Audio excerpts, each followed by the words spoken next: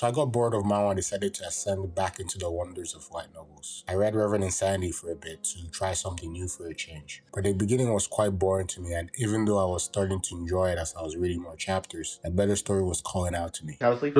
Best arc in Shadow Slave. Shadow Slave.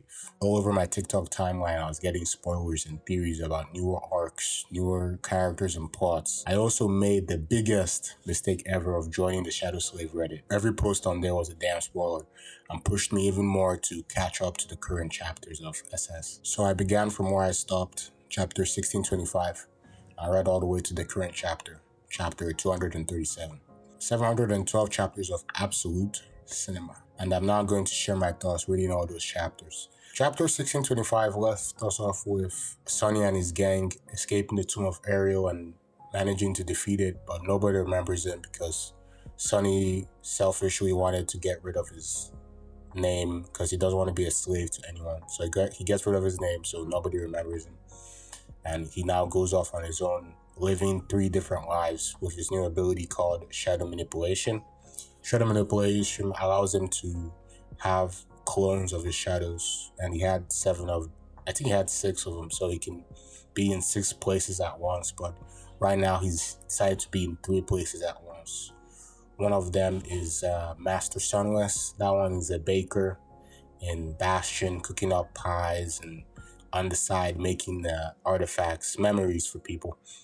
The second shadow of him is the Lord of Shadows. That guy is the beast. He's the fighter, and he's has a citadel somewhere that Nephis would need later and stuff. And he's just the warrior part of the squad. And then his third shadow is Teacher Sunless, and that one is stuck to his sister Rain. We followed the story through these 3 point of views. Master Sunless, the baker, Lord of Shadows, the fighter, and Teacher Sunless, the teacher, which teaches Rain and also protects his sister from all harm. And it was pretty cool, just jumping back and forth between the 3 point of views. I liked some point of views more than other point of views. If I had to rank my liking of the 3 point of views, I liked the Lord of Shadows number 1. Second would be Teacher Sunless, and third will be Master Sunless the baker. Master Sunless is the peaceful guy. I guess if you look at it, I'm ranking it based on how much chaos they had in their lives and how much fighting goes on between the 3 point of views. And the Lord of Shadows have more fighting POV, so I do like tuning into his side of things while he's fighting and trying to help Nephis gain more power. And then the second point of view that I liked that was also in some conflict was Rain. Rain was trying to get stronger, and in the process of getting stronger, she would go and start fighting monsters and learn some stuff to become a stronger warrior. So Rain would be fighting, and there was like a big training arc for Rain to get stronger and stuff. And Teacher Sunless was a pretty cool teacher, and explaining the whimsical science behind the nightmare spell and how she has to do it without it and be more natural. So which was pretty cool. The third one is Master Sunless, which is just the baker. The baker was pretty boring. I didn't really care about the baking aspect. Although what was cool about the baker was his making memory part, where he would use all his skills to try to make new memories. But I didn't really enjoy it that much. But yeah, those 3 point of views are how the story was going. Cassie was pretty sharp. She started piecing together her empty memories, and I was like, yes, finally somebody is gonna remember, but it's not gonna be that easy. Cassie still couldn't remember. She's just very intuitive, so she realized there's gaps in her memory, and her past self told her to go visit Sunny, which was a pretty cool point in the story. She went all the way to Master Sunless, told him happy birthday, reiterated what her past self said about him being the one that is missing in her life, and what her past self tried to do to break free from fate. I was like, wow, cinema, everything's connecting. And Sunny was like, yep, I'm the one. I'm the guy you're looking for. I'm Sunny. And she kept on forgetting. I was like, damn, she's really not gonna remember? Sunny kept on repeating that he was the one, but she was not remembering because of his name and fate is gone. So I was like, Damn, but Casey will still work her way around it and work the deal with Sonny to look into his memories and still keep piecing things together. Even though she won't remember parts that are connected to his fate name, Lost from Light, she can still like remember stuff around those events that didn't tie too closely to his past life. So that's how she was connecting the dots. I was like, yeah. She's gonna figure it out. And after Casey was on good terms with Sonny, the story flowed much better since Casey was able to convince Nephis' stubborn side to be less armed, not armed, just less wary of Sonny, because Nephis is very cautious about people and very guarded. So Casey was a real wingman and made Nephis more comfortable at dealing with Sunless, because Nephis wanted Master Sunless, the baker slash weapon maker, to make her a weapon. So while Master Sunless was making the weapon for Nephis, Master Sunless also used that chance to finally gain a chance to go on that romance arc that has been leading since like this story early sessions, Forgotten Shore and everything. I was thinking that Nephis and Sunny will be like a couple or something through their mutual understanding emotions and just how they complement each other so well. I was really hoping that their progression towards each other would flow more better. But after they lost all their memories of him, I thought it would never happen. But actually, what's gonna happen? They were gonna like still give. Sonny was still not gonna give up on being Nephis' boyfriend, and it worked out. It felt a little rushed because Nephis still doesn't know who he is, and I mean, I'll take it. The kissing and all that finally happened after all that build up of them feeling comfortable with each other. Nephis just has but it feels a little rushed because Nephis still doesn't know who Sonny is. Nephis just has a feeling that he's very important to him, and I don't think like Nephis is the type of person to go just off a feeling. There has to be like more of a mutualness. So it does feel a little rushed that she doesn't clarify what those feelings are, but she can't even clarify it because each time Sonny will try to do it, he'll forget. What I'm saying is it's a little rushed because Nephis, the nature of Nephis is she's always cautious of everything. She's not a extrovert. She's very introverted and puts on a fake facade when she's doing things. Her real personality is more strict. So usually is when she's 100% sure of everything, even that wariness, then a romance can finally start happening. Maybe when she finally gains the memories, that's when I expect the romance to happen and they'll be kissing and all that and lovey-dovey. But it's sped up real quick, which is cool. I'm really getting tired of all that lead up, so I'm glad it's now out of the way.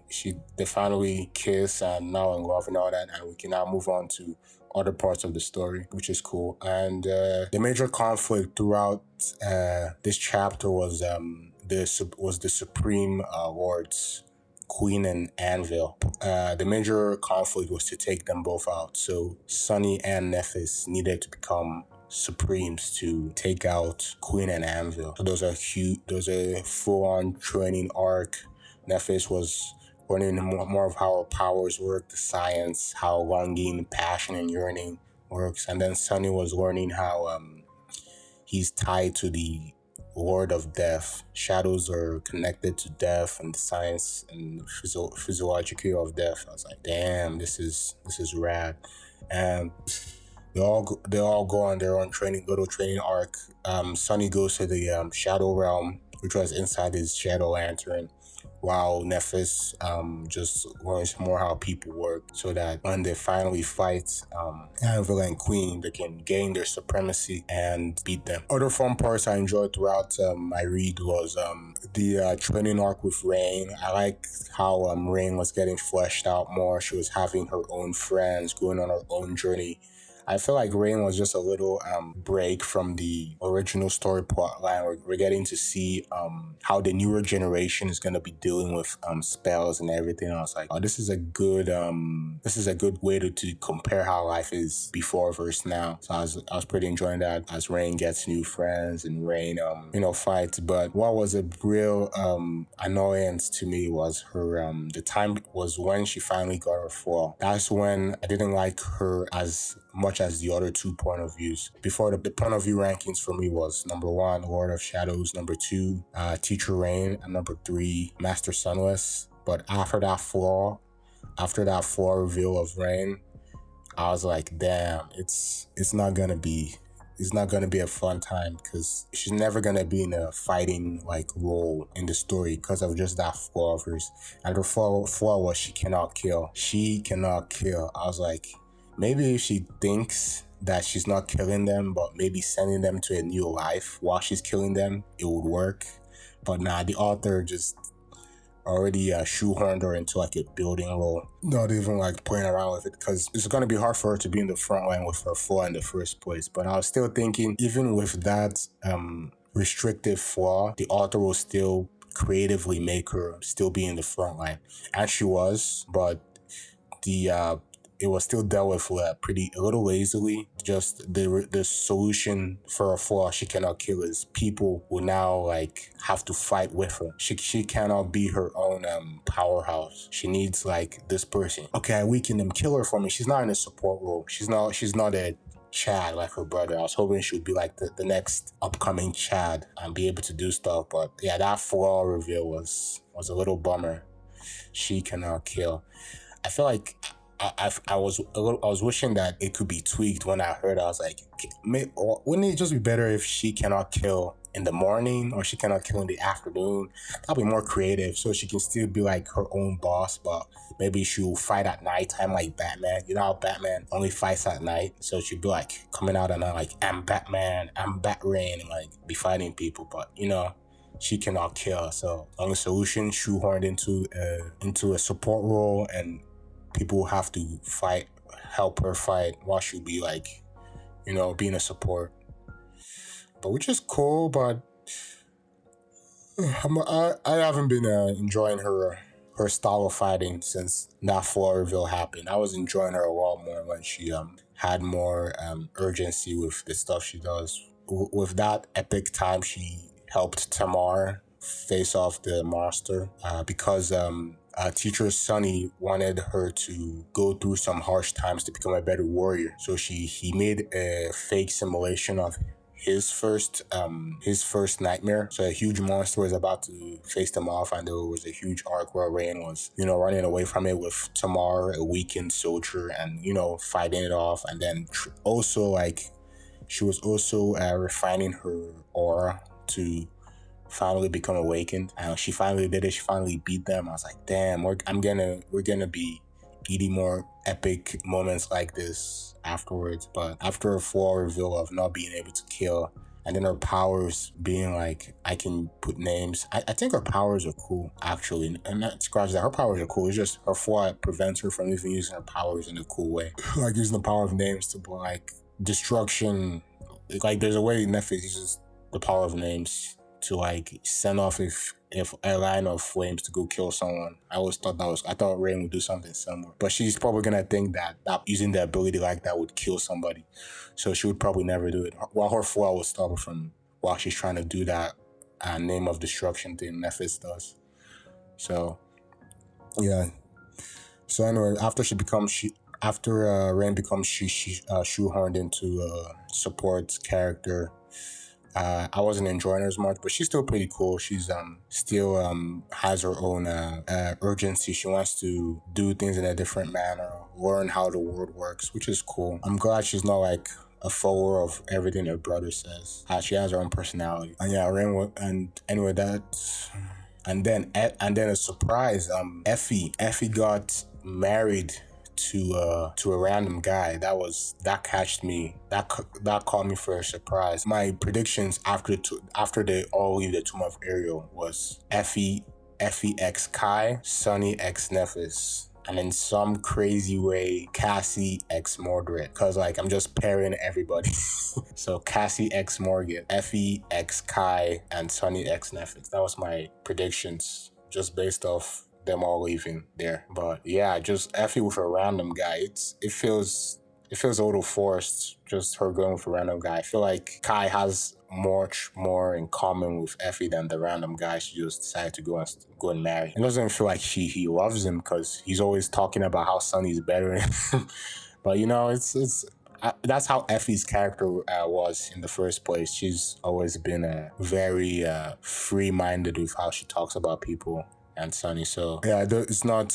He probably still loves the nameless husband, but she talks pretty openly about everything, which is cool. Her personality is pretty cool. But the marriage between her and the nameless guy feels a little forced. I'm also glad because of how things turned out that it was never going to be a harem. I was a little worried that the story would turn into a harem somehow. And harems are some of the most irritating tropes ever in a story because it seemed like everybody had a certain level of attraction with Sonny. Not Jest. Sonny was a little attracted to Jest.